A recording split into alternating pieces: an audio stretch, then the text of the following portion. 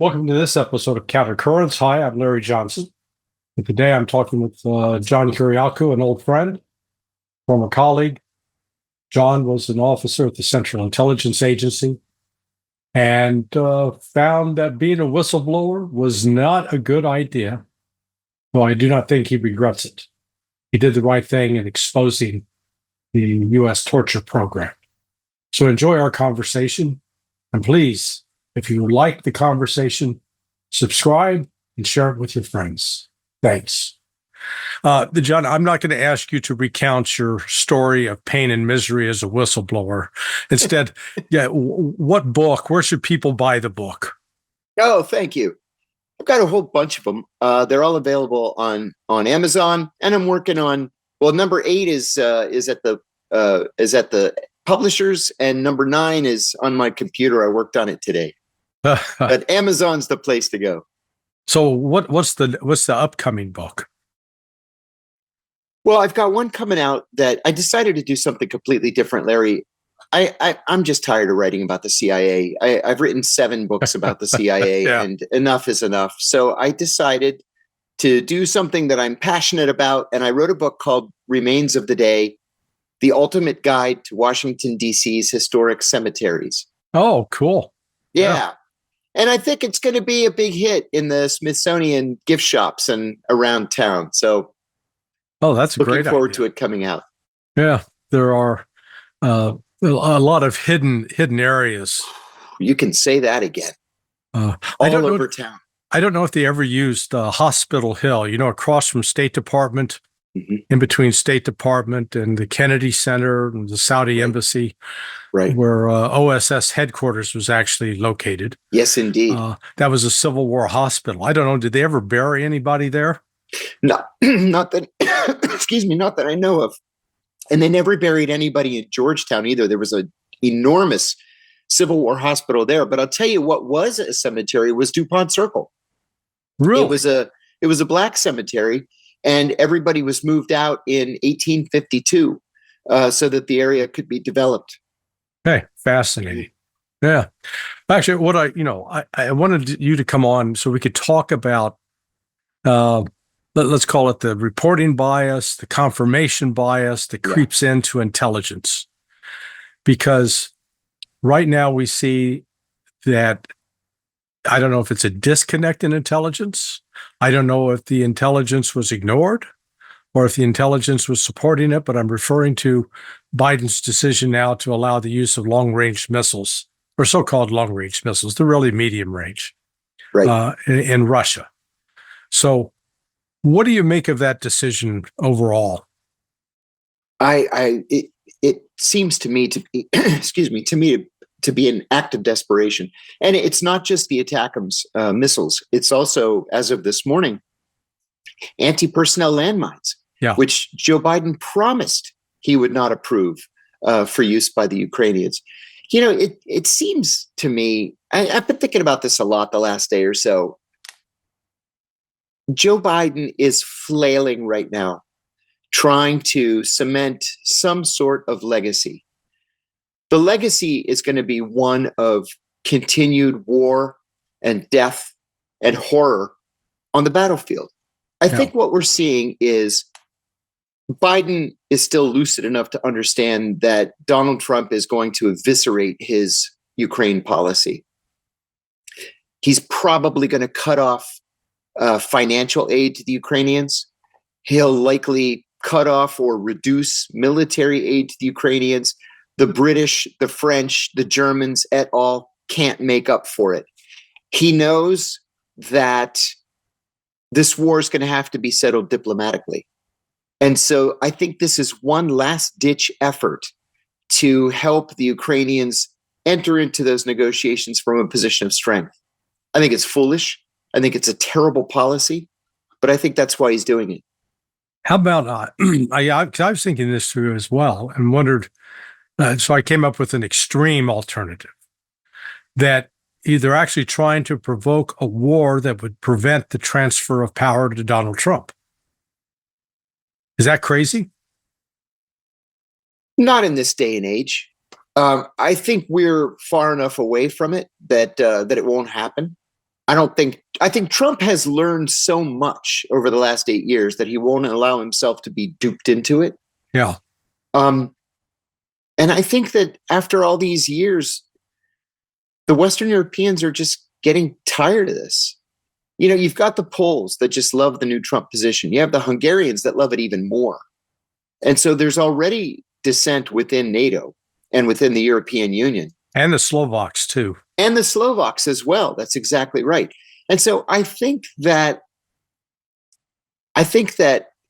more and more important people are willing now to say publicly, or will be willing now to say publicly, we need to wrap this thing up. And that can only be done through negotiations. So when did you first join the CIA? Well, what year? January 1990. In fact, Ray McGovern retired on Friday the 6th, and I joined on Monday the 9th. And I had left September 30th of 1989. So I just missed you. Yeah. So when you came in, did you go through the career trainee program? I did not. For reasons that were never clear to me, I was not accepted to the career trainee program. So I went straight into analysis. And I actually sat on the Iraq and Kuwait desk for 4 months before they even sent me to the farm for the analytic training. So they sent you to the farm for the analytical training? They did indeed. Huh. Yeah, 6 weeks. Because in my case, they did it at headquarters. Oh, that's interesting. And we had, I was actually fortunate. I didn't appreciate it as much at the time, but George Allen, I don't know if that name is familiar to you. Sure. So George was, for those who are listening and saying, okay, no, he was the Washington Redskins. No, this is a different George Allen. That's right. This was the George Allen who was in charge of the analysis over Vietnam during the height of the Vietnam War. And one of the real lessons he tried to impart was dealing with the politicization, the political pressures that come from when you've got a policy in place and the policymakers want a particular storyline and you're not providing it. Mm-hmm. And he was very, he was regretful because he said, look, when he said that he was getting phone calls from the National Security Advisor at the time, McGeorge Bundy. He was getting calls from the Secretary of Defense, and he was getting calls even from the director of CIA, as well as the White House, up to including Lyndon Baines Johnson. And he said the phrase that Johnson used with him was, "Well, come on now, can't you just be a team player?" Right. And what George said was, look, he said at the time, he said, I had 2 kids who were in high school getting ready to go to college, and I didn't have a lot of money to fall back on.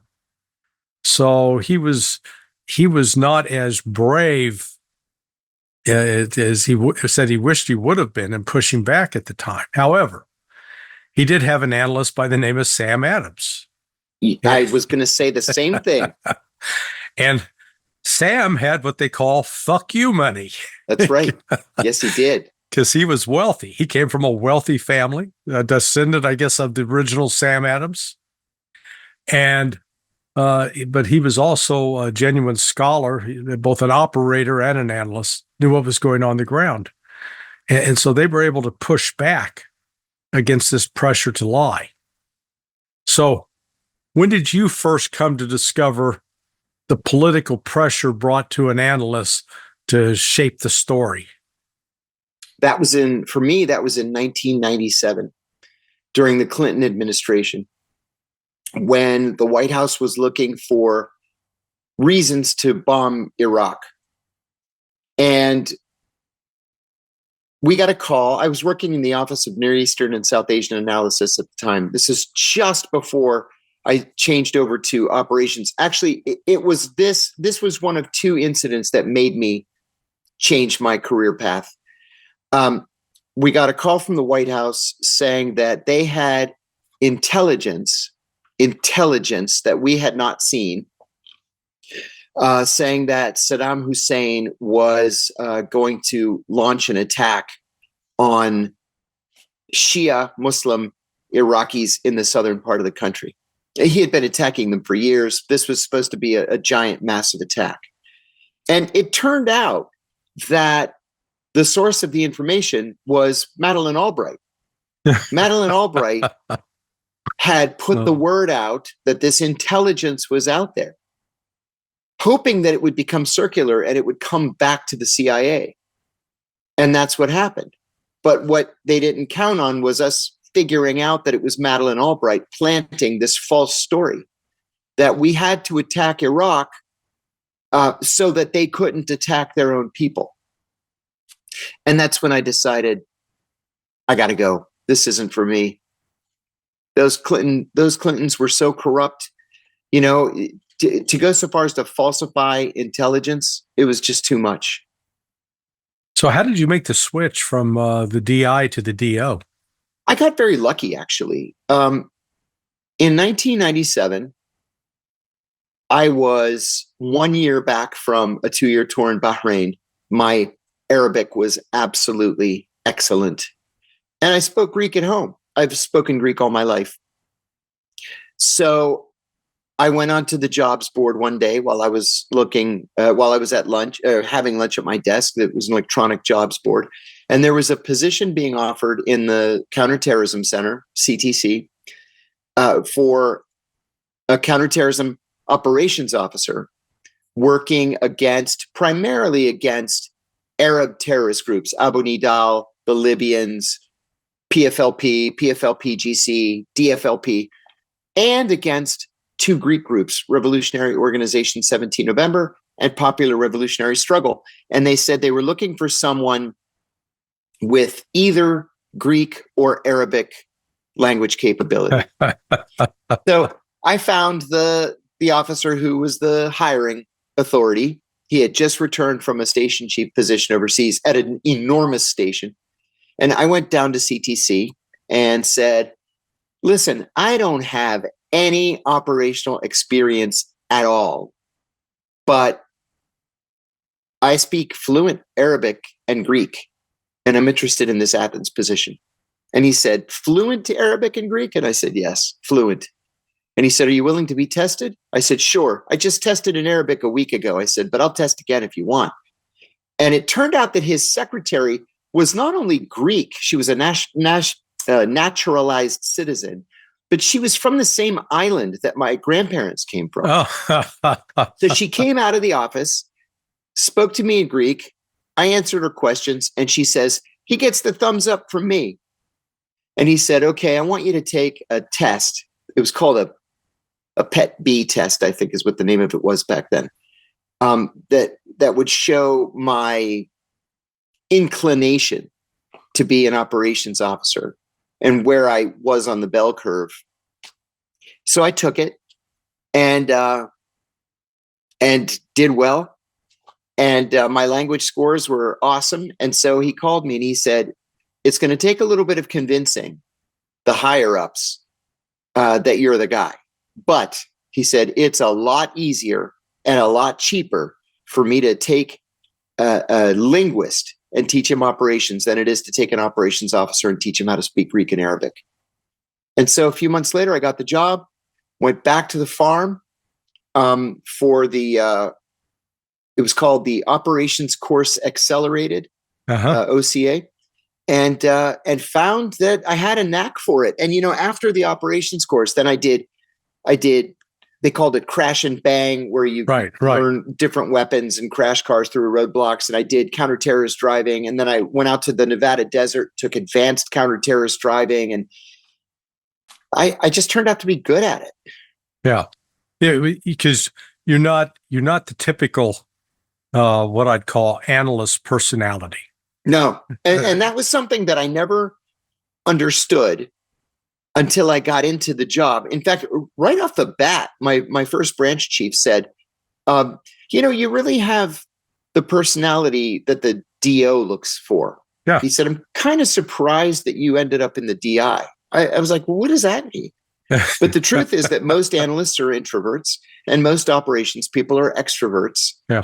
And I'm a strong extrovert, and I ended up, in a cubicle in the DI. I always describe the difference as because again, I was always more of the extra. I scared the analytical side of the house to death. Yeah, I did too, I think. So, but you could always tell who the analysts were, because after the morning meeting, they would troop down to the bathroom and they would floss their teeth. And the bathroom mirrors on the DI side would be flecked with all the leftovers. The detritus. Yes, the detritus. And then if they had to relieve themselves, they would go into a stall and lock the door. Whereas on the DI side, the DO side, the operation side, yeah, those guys, they never brush their teeth, and they're standing there next to the urinal. They'll tell the story. Hey, this is where all the pricks hang out. Yeah, I was at the urinal on the DI side, and a guy says to me, "Whoo, water's cold." And I laughed, and he says, "You're supposed to say, and deep too." I was like, the DO, you guys are all idiots. Yeah. So, but those personality differences. So when you moved to the DO, did you find this pressure? Because let me tell you where I'm going with this. The other day, Itai Brun, a former Israeli general who headed their division of Defense Intelligence Agency, he came out and he talked about how because there's all these theories that the Israelis knew the October 7th attack was coming, but they deliberately allowed it to happen because they had all these elaborate plans. And he was basically saying, no, it was an intelligence failure across the board. They couldn't believe that it would happen. And I know that people that sit outside that have not had the experience that you and I have had can't imagine that there's a bureaucracy that's this screwed up. One thing people have forgotten or didn't know from the immediate aftermath of October 7th was the revelation that Itamar Ben-Gvir, one of the reactionary haters that is now a member of the Netanyahu cabinet, was informed that there was a likelihood of an attack coming from Gaza. And he said, "You're wrong. The attack is going to be in the West Bank." And he ordered the focus to be on the West Bank. Mm-hmm. You and I have been around long enough to know that there are a lot of dum-dums in senior positions. Right. People who think they're the smartest guys in the room. They're smarter than you are. They're smarter than I am. And so we're going to do what they tell us to do. And then you end up with these intelligence failures, and you need a blue ribbon panel to figure out, how in the world did this happen? Well, it's actually pretty clear how it happened. Yeah. Yeah. Do you remember sort of your first time, or was there a first time where you received any pressure to shade you were collecting intelligence, you were getting original material from sources, and you were trying to say, hey, this is what they're saying, and you were being pressured to present it in a different way? Yeah, that was also during the Clinton administration. It was in 1993, and I won't get into the deep, dark details, but it had to do with the Kurds. You know what? I will get into the deep, dark details. Why not? It's been more than 30 years. Yeah. So I got a request I was working in leadership analysis in what used to be known as the Office of Leadership Analysis. Yeah. So I was for an in-depth psychological profile on Ahmed Chalabi. Ahmed Chalabi was an Iraqi national who was taken to Syria as a child. He was very unusual in that he was a Kurdish Shia Muslim. There aren't many. Yeah.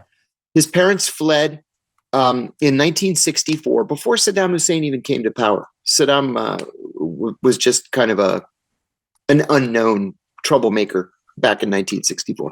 So his family went to Syria. He went to London and was educated, and then went back to Jordan to found a bank called Petra Bank. And Petra Bank was supposed to be the Iraqi bank for Iraqi people. And so every Iraqi in Jordan, and there were lots of them, banked at Petra Bank. And then one day, the $36 million that was in Petrobank, poof, disappeared. And then a story got out that Ahmed Chalabi escaped back to Syria in the trunk of his secretary's car after having wired all the money in the entire bank to his accounts in London. And then he popped up in London. So he was tried in absentia in Amman, convicted and sentenced to death, right? But he's whining and dining all the swells in London. And then when the Gulf War breaks out, or when the Iraqis invade Kuwait in 1990, he says, hey, CIA, I can be your guy to be the president of Iraq when Saddam Hussein is overthrown.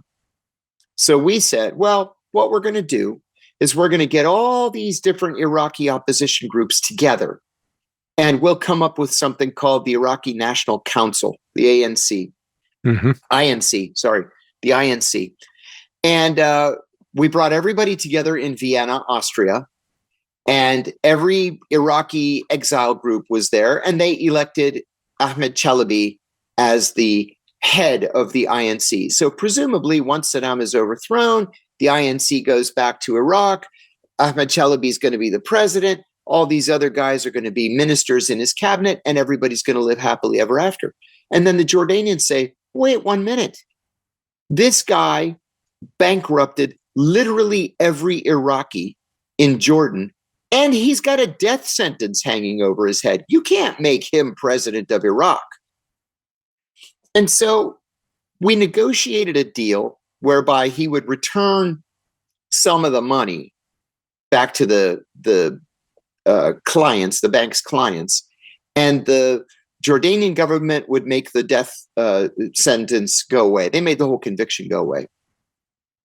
The CIA then began funding the Iraqi National Congress, and all the money would just go straight into Ahmed Chalabi's pocket and then end up in a Swiss bank account or a British bank account.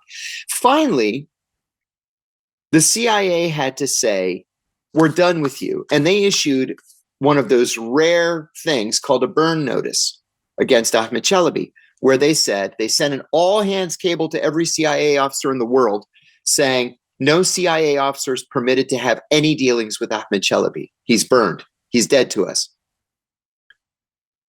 Well, by now it's 2001, 2002. And Don Rumsfeld says, we're going to invade Iraq in 2003. We're going to overthrow Saddam Hussein, and we're going to take this fella Chalabi, and we're going to make him president. And the CIA said, whoa, wait a minute. This guy's a criminal. He's always been a criminal. He hasn't even been in Iraq since 1965. Mm-hmm. He has no following there. Most Iraqis have never heard of the guy. And we're just going to impose him on the country? Well, 8 years between 1993 and 2001 is a long time. And so I had written a paper about Chalabi in 96 or 97. And the National Security Council came back and said, you can't circulate this paper. We may need this guy at some point in the future. You can't call him a criminal and a thief. Well, he is a criminal and a thief. Yes. So the paper was never published. And then in 2002, Rumsfeld says, we like this guy Chalabi. So I sent a paper to Rumsfeld and said, here's your Chalabi. This is your history of Chalabi. So what they decided to do was create their own intelligence unit at the Pentagon. They made an undersecretary for intelligence, and they completely cut out the CIA.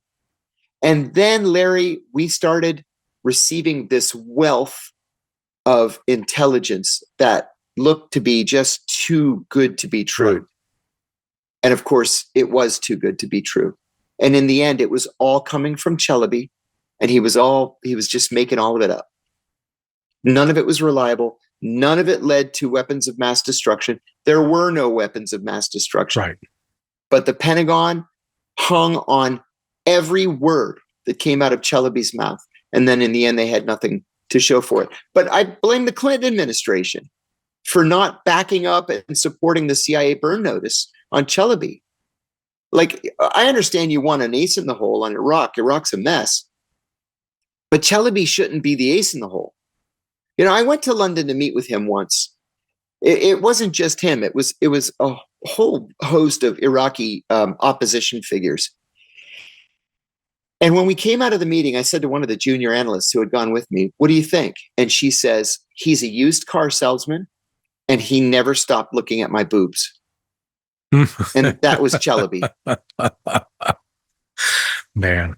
But, while I do not disagree with you on your assessment of the Clintons, I think this problem is bigger than the Clintons because yeah, absolutely. It almost defines every single president.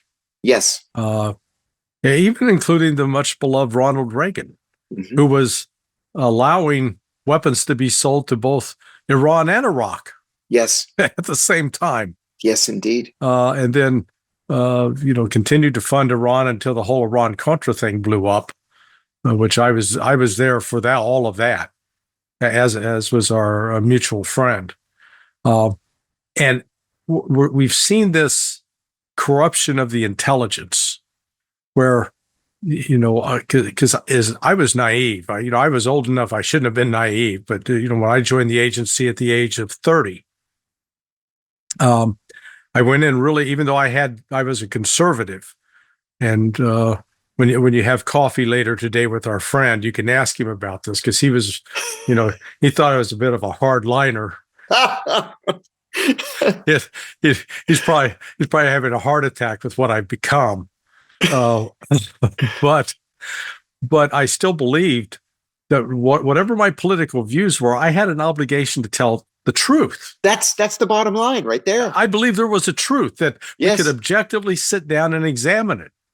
And I came face to face with that one day in a warning meeting. So in a warning meeting, for those of you listening, is they'll bring in all the analysts with the National Intelligence Officer, in this case for Latin America, and they want to hear what all the salient issues, what the key things are. And so there I was with this guy, character Bob Vickers. Oh, I remember Bob Vickers. And so I'm talking and I say, well, and the Contras. And he goes, stop. I go, what? He goes, you can't say Contras. You must say Democratic National Resistance. And I went, but the president calls them the Contras. And he goes, yeah, but he's the president. So you can't make this stuff up. Where even the language and trying to manipulate the information that was coming out, I saw it as well with the so-called Nicaraguan invasion of Honduras in 1988. And because I was down with the Nicaraguan analysts and a guy named John Armstrong. And John Armstrong was basically the military commander on the DO side. And as we were briefing, in the middle of the briefing, in comes a messenger from headquarters. The Nicaraguans have invaded South America. Oh my! It was electric. It was a moment that it was like the Mexicans overrunning the Alamo. And when we got back into the car, Armstrong started berating me and the military analyst guy named John. You analysts, that's what he called us. You analysts, this is your fault.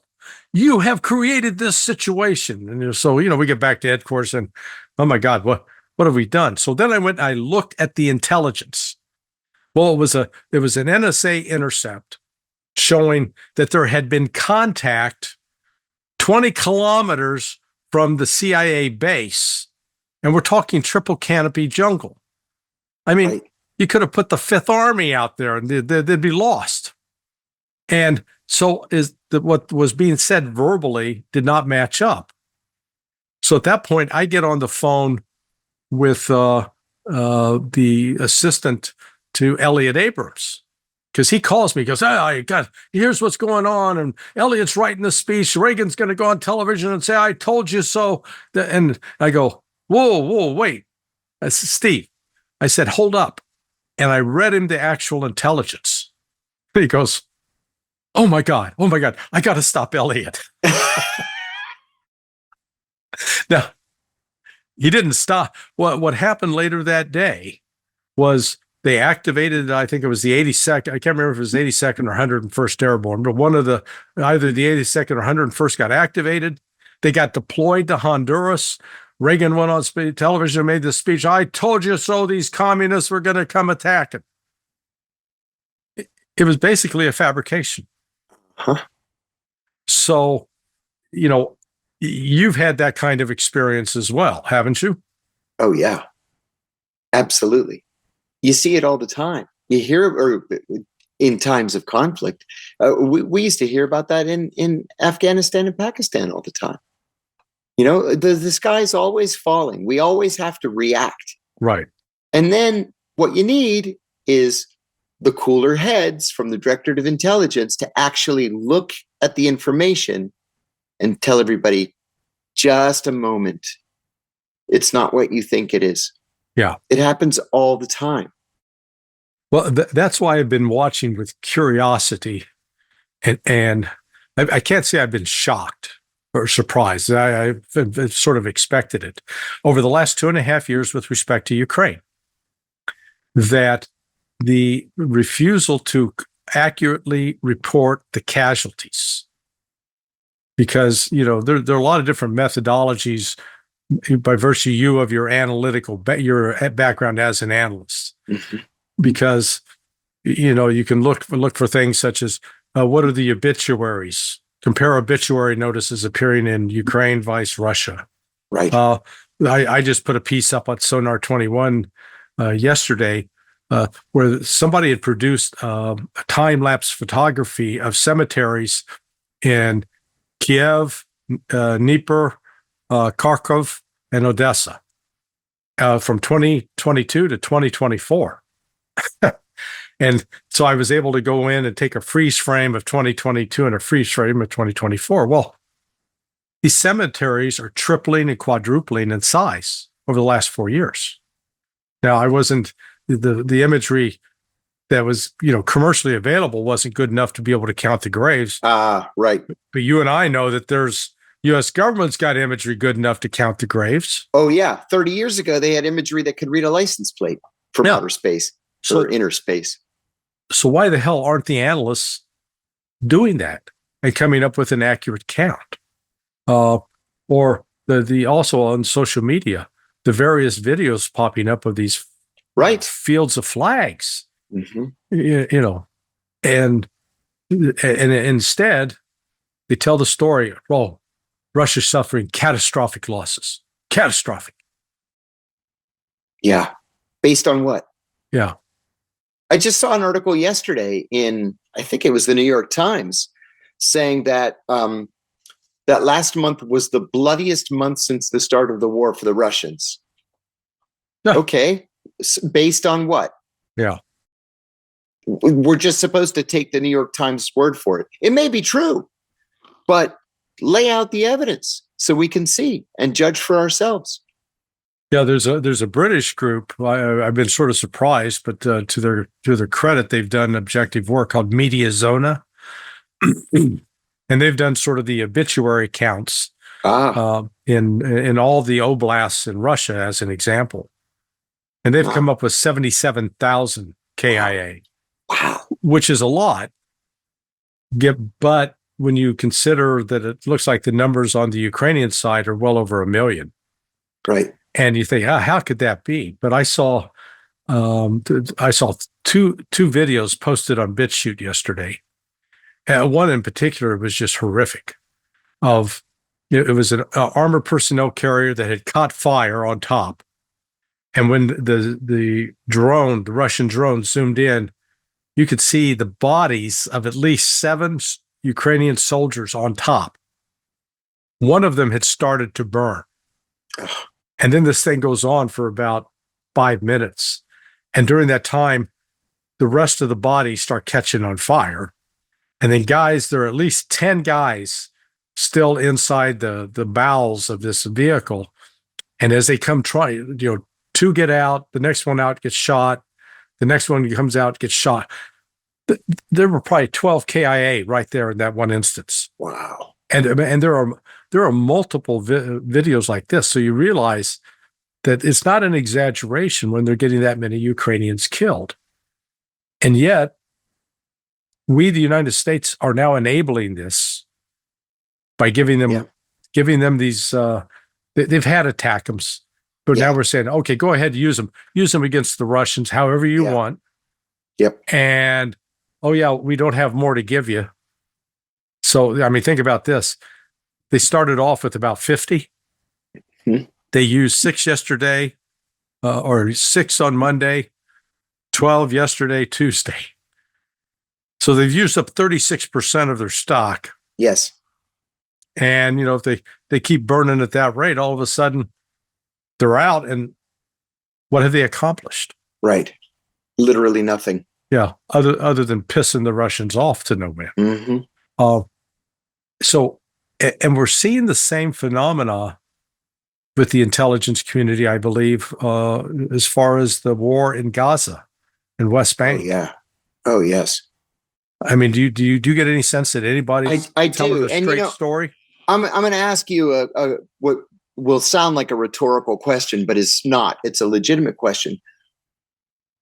Has not diplomacy failed when the only diplomat is the director of the CIA? Diplomat is the director of the CIA. And how can the director of the CIA be a fair arbiter of things when at the same time that he's purporting to bring the two sides together in Doha, he's also arranging for the Qataris to expel the Palestinians?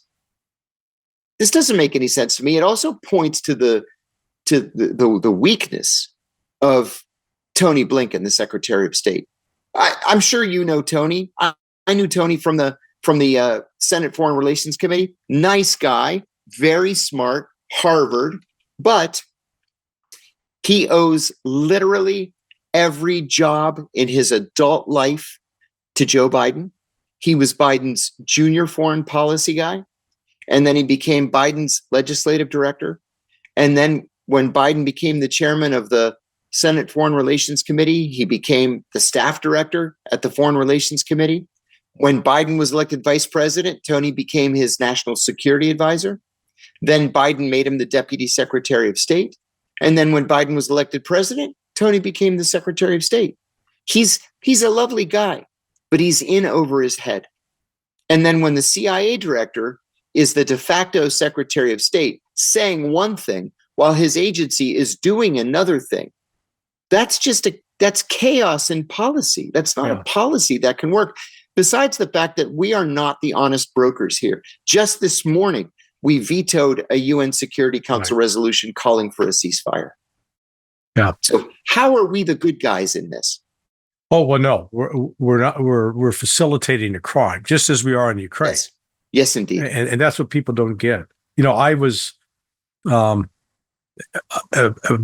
6 months ago, they kept hearing this thing about Hamas as a terrorist organization. Now, I've considered myself a terrorism expert, having worked the field for 30 years. Yes. And I'd never really, I kept hearing the Hamas and Hezbollah, both terrorist outfits, massive terrorism. And so I started really, I couldn't recall a single Hamas terrorist attack of any consequence. No. So I started looking and ran across the Israeli Foreign Ministry, surprisingly, has written down every act of Palestinian violence against the Israelis since August of 2000. Good Lord. They've got 24 years of data, year by year. Wow. And, I'm sort of a data hound on that stuff. So I said, I found somebody who reads my blog who was willing to take it and put it all into a spreadsheet. And the numbers were genuinely shocking. That over that 24-year time frame, there were a total of terrorist attacks by Palestinians against Israelis or foreigners visiting Israel. A grand total of I believe it was 651 terrorist attacks, so-called terrorist attacks. Now, not trying to minimize these, quote, attacks, but that's nothing over a 24-year period. No. Just do the math. And then of those incidents, where they actually attributed it to either Hamas, Palestinian Islamic Jihad, Hezbollah, Hamas only accounted for like 105. No suicide bombings. Most of the violence, a significant portion of the violence, were basically people in the West Bank carrying out ambushes and attacking Israeli soldiers and settlers that were, coming in. I mean, it was Hatfield McCoy kind of stuff. Yeah. It wasn't ISIS kind of stuff. No. And I went, huh. And I realized, and I'd written previously on Hezbollah and Iran that, this was entire, if you will, fabrication almost. That Iran supported Hezbollah, but Hezbollah, through its history, was known for attacking military targets, not attacking civilian targets. Civilians. Per se. And I always I love to quote the words of Bibi Netanyahu, because it was an interview he did with William F. Buckley about 40 years ago. He defined terrorism, and he said, terrorism is violence with a political motive against civilians. I'm going, pains me to say it, but I agree with Bibi. Right. Because he's right. That's what terrorism is. And by that definition, the terrorist state in the Middle East now is not Iran, it's Israel. It's Israel. Hands down. Yeah. And so, but can you imagine an intelligence analyst being able to write that in a paragraph? Not in a million years. It'll never happen. It'll never be permitted. No way. Now, as well as I do that in the CIA, we used to bitch about the Israelis all the time. They're jerks to us, right? They spy on us, actively spy on us. And there's really nothing we can do about it. They are provocative. They're nasty. They take advantage of the relationship, but they know that they can't because they have political cover here in Washington. Right. And there's nothing the CIA is going to do to them that can hurt them. Nothing. Yeah. Well, it's the arrogance that I find particularly off-putting, and I've encountered it. So I'm a certified firearms instructor, and the Israelis pride themselves on being these masters of firearms and such. Well, what they do is when they train their soldiers, normally with a semi-automatic pistol, if you're going to shoot that, you have to either reciprocate the slide. That means pull the slide of the firearm back and let it go forward to chamber a round, or you carry it with a round chambered. Well, the Israeli method is they do not allow their soldiers to carry a chambered round in their sidearm. I didn't know that. Oh, yeah. No, their thing is they pull it out and then they, rack the slide as they go forward. And they think, oh, that's the best way. Well, I then ran across the training video, and the Israeli trainer admitted the reason they train them that way is they don't trust their soldiers to properly handle a firearm. Because if you're going to handle if you have a pistol with a round in it, keep your finger off the trigger. That's it. That's how we're trained. Until the gun is pointed at what you intend to shoot. That's right. But the Israelis, their training is so bad, they can't train their soldiers to that level of competence. And yet they got the superior attitude. So, I mean, it's just one example, but it's typical of what infects this whole debate, that you can't have an honest discussion about it. Absolutely right. Absolutely right. What do you think of the appointment of the nomination of Tulsi Gabbard to be DNI? I'm heartened by this appointment. She's taken a lot of shit from everybody who's in any way associated with the Democratic National Committee right now. Yeah. Just yesterday, Elizabeth Warren called her said she was in Putin's pocket. Oh, no. You'll remember a couple of years ago, Hillary Clinton said she was a Russian asset. That's defamatory. Yeah. That means she's a paid agent of the Russian government, which of course she's not. She never towed the line for the DNC. She's always been anti-war. But the truth is, she's a lieutenant colonel in the Army Reserve. She's a 4-term member of Congress, and she's very, very bright. And another truth is, you know as well as I do, that the DNI doesn't really control anything beyond the budget of the intelligence community and maybe the overarching operating directives of the various intelligence services. No big deal. She's not going to be running operations or even approving of operations. She's going to be managing the day-to-day budget and policy as DNI. John Ratcliffe is going to be the CIA director, and he's going to be running operations and such. And to tell you the truth, because he was probably the first member of Congress to work to debunk this anti-Russia hysteria that the DNC was promoting back in 2015 and 2016, I say good on him. Now, the problem he's going to have is that there are no Schedule C appointments in the CIA. There are no political appointees. It's just the director. Everybody else is career. And so, the swamp is thick there. Yeah. He's going to have his work cut out for him. But with Tulsi controlling the budget and Ratcliffe keeping our former colleagues in line, we might see something good happen over there. Well, I think she actually has an advantage because my understanding is the DNI still oversees the PDB, the Presidential Daily Brief. That is true. That is true. And that's why the PDB now includes pieces written exclusively by agencies outside the CIA. Right. So if I was advised, I may have a line into her that to suggest, make sure that you are going down doing that briefing. Because if she's briefing the president every day, she's going to be in a position to talk and help explain things to him. That's right. And I know that's great advice. I know from a friend of mine who was he oversaw an incredibly sensitive area of the intelligence community, and was involved with the briefings on presidents going back to Bill Clinton. Excuse me, my dogs have just gone crazy. But he said that Trump was actually at the threat of between George W. Bush, Barack Obama, and Trump. That Trump was always the most engaged and the most active in reading. I've heard that as well. So Tulsi could get an advantage. The other thing, though, is and talking. Ray called me up, and then I did some additional research. Tulsi gets oversight of all covert actions. Now, she doesn't get veto. Right. But she gets oversight. She gets to weigh in and say, good. This is a good idea. This is a bad idea.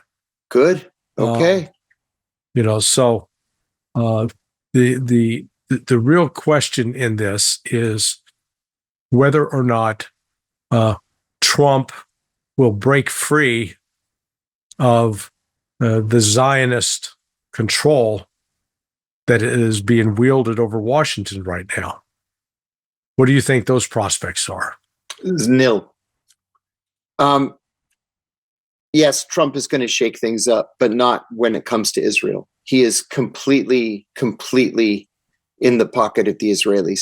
He said a week or two ago that Gaza could be the next Monaco. No, it could be better than Monaco. And I think that he means it. When Jared Kushner said last year, "Oh, this is prime beachfront real estate. We'd love to develop resorts there." I think that played perfectly to Netanyahu's unspoken policy to either kill or expel everybody in Gaza. They're already offering exit visas for anybody who wants to leave Gaza permanently, and then put settlers and develop the real estate. And I think Trump is going to have no problem with that. Of course, I wonder, Trump is an image of what Israel, Jordan, Syria, Lebanon, all of that was when he left office. Yes. it's dramatically changed. Oh, yeah. And I don't know if he has caught up with the change. I think in his mind, he thinks he can go back and re-engage the Saudis, and we'll be back in business. Step right back into it again. And my reading, based on what the Saudis have said, and I'd be interested in what your views are, they ain't going back like that. They've made it clear. No, we're not getting into these negotiations unless the Palestinians have a state. Yeah, not with 43,000 people dead and 126,000 wounded, and not a single working hospital, and a destroyed electrical grid and destroyed water treatment facilities. This is the worst place on the planet. You're safer in Somalia or in Afghanistan or Yemen than you are in Gaza. So I think you're right, Larry. The Saudis are perfectly happy to play ball, but they're not stupid. They have to stand up for the Palestinians, if only to keep their own people in check. Right. Well, and I think the same applies to Jordan. Turkey appears to be coming around to that point of view. Well, the Turks today were warned. Who warned them? Was it Burns or was it Blinken? I think it was Blinken. There were reports that the Hamas leadership has been invited to relocate to Turkey now, now that they've been expelled from Qatar. And I think it was Blinken warned the Turks, like, oh, you better not. Why not? What have you guys done for us? There have to be negotiations. Yeah. Well, what's the United States going to do? Yeah. What are you going to do? Oh, we're going to put you under not give sanctions. Turkey the F-35s. They already aren't giving them the F-35s. Hey, they may want some Russian aircraft based upon the performance that they've seen, and an S-400 or two while they're at it. Yeah, absolutely. I mean, that's this is I'll call it the BRICS movement, and the rise of Russia is the wild card. Yeah. That Trump's not taking into account. Maybe he is privately. Do you get the impression that the U.S. government, regardless of who happens to be in charge of it, doesn't understand the import of the rise of BRICS? Yeah. They're ignoring it. It's meaningless. Yeah. And this is where I go back. Definitely not meaningless. Yeah. This is where I go back to our talk about report bias and confirmation bias. Yeah. That when you start with the assumption that the U.S. has got the bestest economy in the world, we're nobody's better than us, we're the strongest, we're the richest, just like our military, we're the strongest, the most powerful. There can't be anything else, right? And yet, I guess yesterday, the IMF came out and reported, following it, because the World Bank had reported last year or earlier this year that Russia was the fourth largest economy in the world in terms of purchasing power parity. And everybody said, that's a bunch of garbage. IMF came out and said, man, the economy is even better than what the World Bank said. I mean, they have blown past Japan, Germany, all the traditional European countries. And yet you got this incoming national security advisor for Trump repeating the gas station with nuclear weapons nonsense. Right. Or, they're not even as big as Spain. Come on.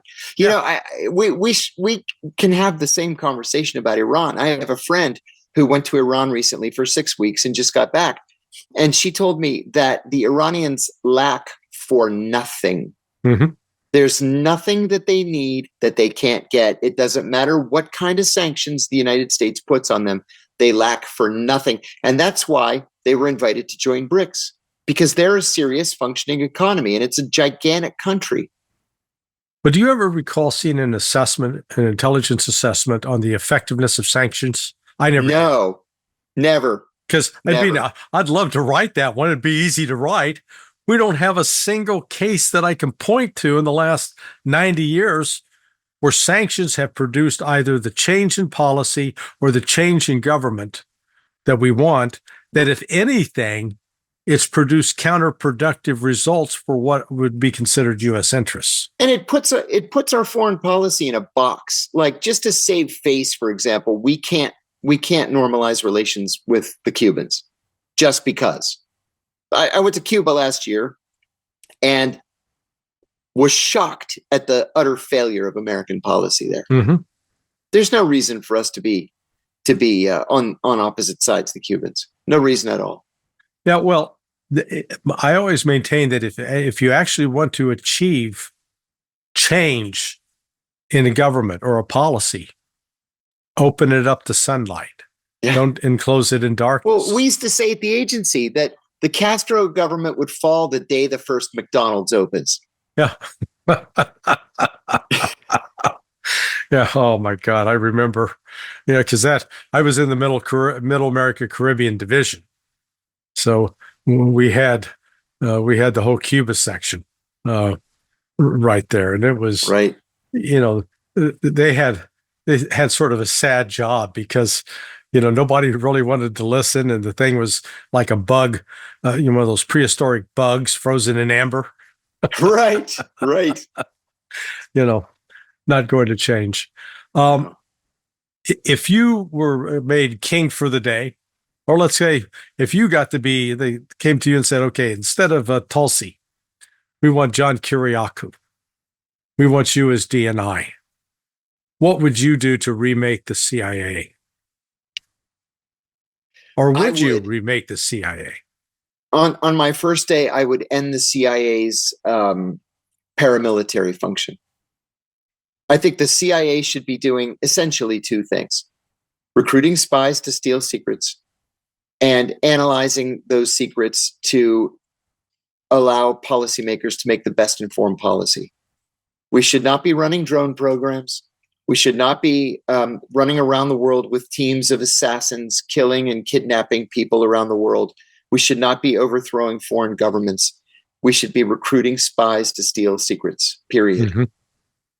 Yeah, no, I fully agree with you. That is where, and Truman later came, I think, to regret making that, saying, hey, this isn't really what I intended. And said so in writing in the Washington Post. Mm-hmm. Well, he first said it in the Independence Examiner, which is, I grew up in Independence. I didn't know that. Oh, yeah. I went to middle school literally across the street from Harry Truman's home. Wow. One of my best friends in school had a brother who was a Secret Service agent, and his last assignment at the Secret Service was to guard Bess Truman. And he said all he did was he sat on a swing on the front porch and waited for her to die. Yeah. I mean, the house is right there in downtown, just about 5 blocks off of downtown Independence from the courthouse. Wow. And I have living memory, actually, of Truman when he was walking the streets. No kidding. He walked with just one bodyguard, this fat Sugar Creek retired cop by the name of Mike Kelly. Kelly would be waddling along behind him, and Truman was marching along. We actually was it 1971? Yeah, it was 71. He died in 72. Yeah, so in 1971, we had an Afghan AFS student staying with us for a week. They had a whole group come in, and so a bunch of us at the high school had different students. And as we were driving to one of the events that day, we were driving down the street that runs from Truman's house down to the Truman Library, and he was walking.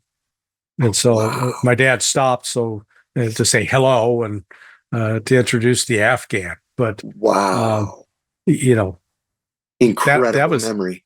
That was 52 years ago. Yeah, right. I'm an old guy. Yeah, I would treasure that memory. Yeah. Hey, brother, I appreciate you coming on and doing this. It's always a pleasure. It's great to see you, and thanks for a fun conversation. Yeah, I think people will get some insights into the intelligence process and help understand why this thing is so screwed up. It's not that people are not trying. There's some institutional and ideological obstacles. That's right. All right, man. Thanks so much. Thank you. Okay. I hope you enjoyed our conversation today and understand a little bit more about intelligence and how it interacts with policies, both in Ukraine and with respect to the Middle East. Please like and subscribe and share with your friends. I'm Larry Johnson, and this has been the latest episode of Countercurrents. Bye-bye.